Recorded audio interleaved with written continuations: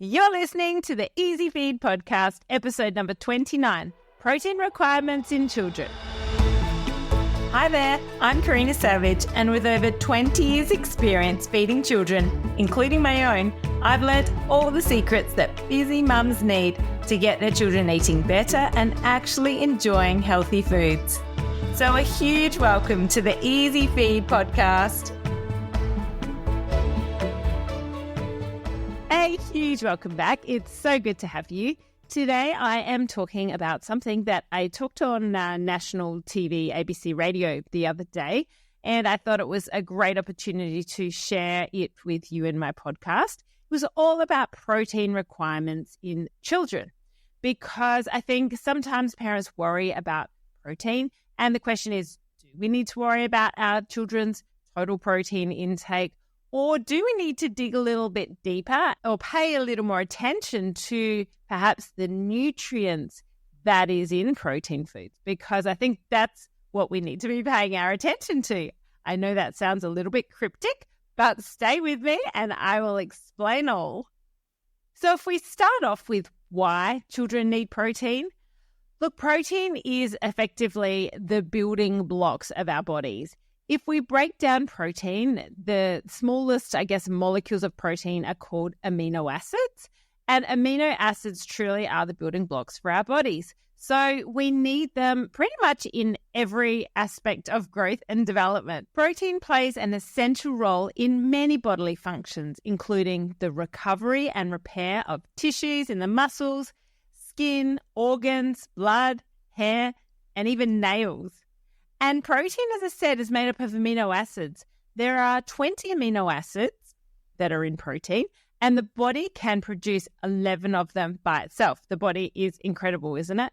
But there are 9 that must come from food, and they are called essential amino acids. So our body can't make those themselves, so we need to get them from food. Now, not only do foods provide protein, but with those protein-rich foods, which I'll talk a bit more about in a sec, comes valuable nutrients. So nutrients such as vitamin E, B group vitamins such as thiamine and niacin and folate, zinc, iron and magnesium. Those minerals are really rich in protein-rich foods as well. So not only do we need the amino acids from the protein-rich foods, but we also need the nutrients that comes with those protein-rich foods. And these nutrients are also really important for our body. So protein is important for the growth and development of our children, absolutely. And this is why parents often ask me about whether their child is getting enough protein, because we know it's important. We hear sports people, chug down protein powders and protein-rich foods after training or after, a match to, build up their muscles. And we think, well, we want our children to grow up to be strong. Or if they're active kids, we think, well, are they getting enough protein? And so that's a really valuable question. And it's a legitimate concern for many parents. And I'm here today to say that in general, most children will definitely meet their protein requirements. Our protein requirements are about 1 gram per kilogram of body mass. So if a child weighs 35 kilos, then their protein requirements per 24 hours is about 35 grams of protein. So children will generally easily meet this protein intake, especially if they are lovers of dairy, which many kids are. Protein is also found in other foods, which we don't necessarily suspect, such as carbohydrates. So you can still get protein from carbohydrate-rich foods. An example is 1 cup of milk gives you about 8 grams of protein. Half a cup of porridge gives you 5 grams of protein. So you can see that it quickly does add up if kids are having milk, yogurt, cheese, bread, pasta, oats, those types of foods. We tend to meet the protein requirements relatively easily. But the thing that we need to be paying more attention to are nutrients in those protein foods, because much of the time our children are consuming protein-rich foods that don't have the iron and the zinc in them, because dairy products don't have iron in them.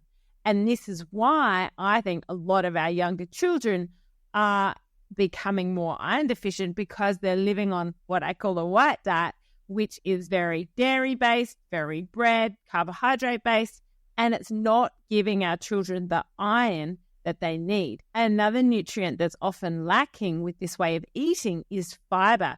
And 40% of young kids don't meet their fiber requirements either. And fiber is crucial for gut health. So we need to make sure that we are giving our children these protein-rich foods that contain iron, that contain fiber, and that way they're going to be meeting their daily nutrient requirements, not for protein, but for those nutrients as well. Now, one of the reasons why our children are at risk of low iron and low fiber is because there is so much available to them nowadays in the world of white processed foods. You only look in even the healthy food aisle in the supermarket, and it's full of these so-called healthy toddler snacks, these puffed this and these, popped that, and they're, activated this, and look, if they're nuts, then great, that's a different story. And they're a great source of protein and iron and fiber. So that is the type of snack that I'm talking about that we need to be, focusing more on. But, if it's just puffed potato sticks and things like that, that's not going to cut it. That's not going to give our children iron. It's not going to give our children protein. And it's not going to give our children fiber. Nor is it a good source of protein. So when we talk about protein, don't worry so much about the total amount of protein, but let's focus on giving our children good quality protein foods. Because if we don't, then as I said, they can increase their risk of low iron, low zinc, and low fiber. So what are the types of foods that we need to be focusing on? Well, if they do eat meat, then you absolutely can include meat products throughout the day. So you might pop a little bit of roast chicken in their sandwich at lunchtime, or they might have some meat at dinner time.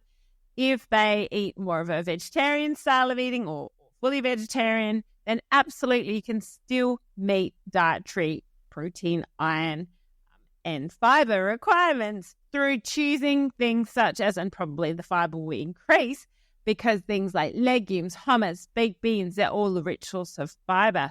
You've got tofu, you've got eggs, which are a great source of protein. They contain iron, they contain choline, which is great for brain development.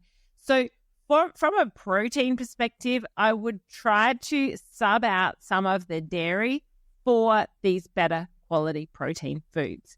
And by that, I mean they contain the iron, because iron is one of those key nutrients at risk. So, for example, at breakfast time, look, if they like cereal with milk, then that's fine. Pop some fruit with it. But a great option would be scrambled eggs or dippy eggs with a side of fruit, because the eggs are going to have iron and they're going to be a better source of protein from that perspective than a bowl of yogurt, okay? If we're talking about protein. For snacks, rather than just say rice crackers, do rice crackers and hummus. Or I've got a great black bean brownie recipe you might like to try. Or you make cookies that have got oats and ground flaxseed that've got iron in them. But chia is a great source of iron you can add into cookies as well. Or you might throw some cashews, some raw soft halved cashews on the plate. Wouldn't do it in a child under 2 because it is a bit more of a choking risk. But again, this is a great source of protein for your child. It might be that you give them some toast with peanut butter, or it might be that you grab some dried fava beans or chickpeas. It might be that you make a zucchini slice. So there's plenty of options to sub out dairy products for these types of protein foods that will contribute more iron and often more fiber, if we're talking about things like peanut butter or nuts or baked beans. Okay, one thing that I do often get asked about is protein powders for children and whether they're needed. And really at the end of the day, it comes down to, number one, how much they're eating. For example, if they're just having a smoothie at breakfast time and you just want to help them feel a little fuller for longer, then absolutely you can add a protein powder into their smoothie. But if your child is growing well, an appropriate weight for height, and already has a decent breakfast that they're pretty full from, it's rich in fiber, then you don't need to add a protein powder into their day. It's not necessary. If your child was underweight and you wanted to help them reach an appropriate weight and help bulk them up a little bit, then absolutely you can use a protein powder. Just remember though, protein powders will usually not have the fibre or the iron that is often lacking in children's days. The expensive ones will have iron added, and by those ones I mean something like a Nutri-Organics or a Kissed Earth. Those ones are likely to have a bit of iron, but really at the end of the day, you're using a protein powder to boost the overall calories, boost their protein intake, and as I said, it's generally for a child that is underweight or they're really active and you just want to help them feel full all the way through to morning tea time or recess time. A really affordable protein powder is skim milk powder. And skim milk powder is a concentrated source of protein. It's got carbohydrate, or you could just use regular milk powder. But a milk powder or a skim milk powder is a concentrated source of protein, and you could definitely use this like a protein powder and add it to smoothies. Just be mindful, though, that dairy inhibits iron absorption. So if you are worried about iron, the more dairy your child's having, the more it's likely to inhibit iron absorption. So it's a good thing to keep their dairy intake separate to their iron-rich foods intake. Now, look, this is actually impossible in the scenario of a breakfast cereal that's fortified with iron, because often you'll have it with dairy. But with snacks, try to keep them a little separate if possible. But at the end of the day, if children are grazing throughout the day, it's hard to separate out the dairy and the iron-rich foods. So do what you can. But I think at the end of the day, make sure that you are still giving them those iron-rich foods, even if it is, close to dairy. But that's just a little note about dairy, because it can inhibit iron absorption. So I guess the bottom line with protein powders and supplements is if your child is eating pretty well, is growing pretty well, then there's no need to spend money on a protein powder. But if they're on the lean side, or if you do want to get them a protein powder with added vitamins and spend the money on that, then that's fine.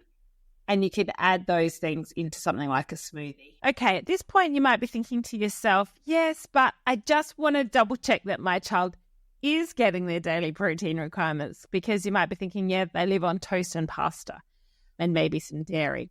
And so if that's worrying you, then let's go through a little example.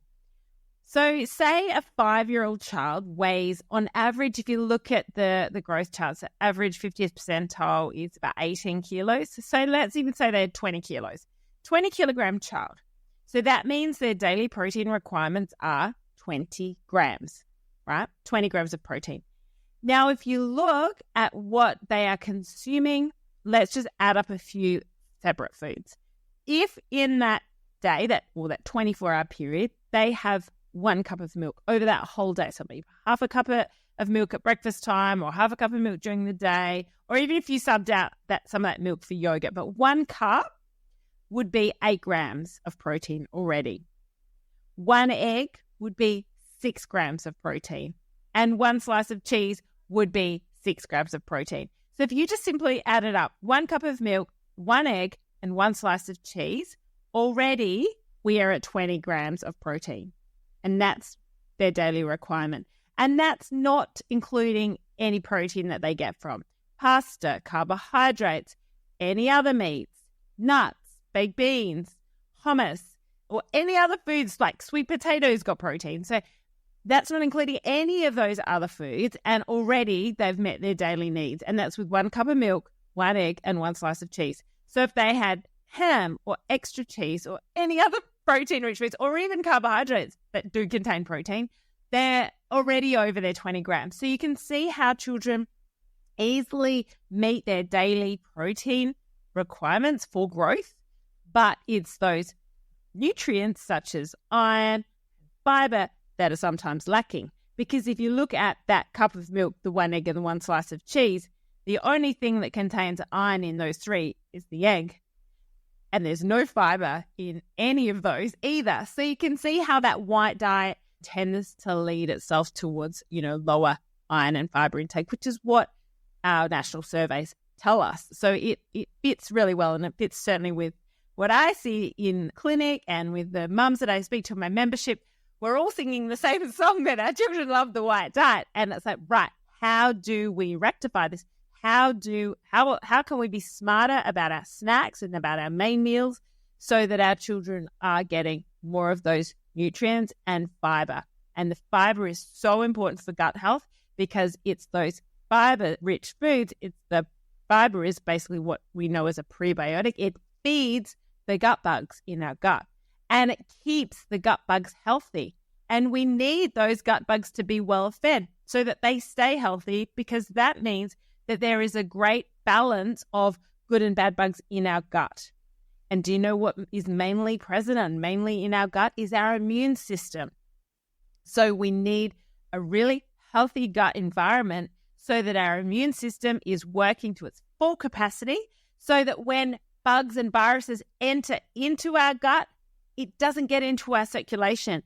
Our immune system basically sends them on a merry way and we poo out the bugs. We don't want our gut to be leaky. We don't want those bugs to enter into our system. And dietary fiber is the best way to keep that all working really, really well.